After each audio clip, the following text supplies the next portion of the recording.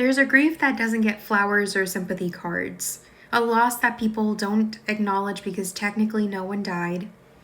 It's the grief of realizing your family wasn't what you thought it was, the grief of letting go of the parent you needed them to be, the grief of accepting that the love you gave so freely was never going to be returned the same way.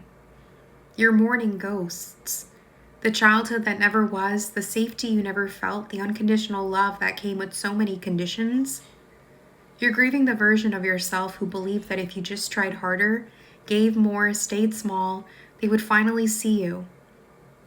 And that version of you who thought love meant disappearing, who thought loyalty meant suffering in silence, who thought family meant accepting the unacceptable just because that's just how they are. This grief is different because you're losing what was never really there, but you needed it to be. You built your whole identity around earning something that was never actually available. But here's what I learned. This grief isn't the end of your story.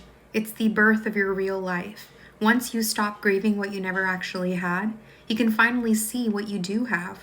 Once you stop chasing their version of love, you recognize real love when it shows up.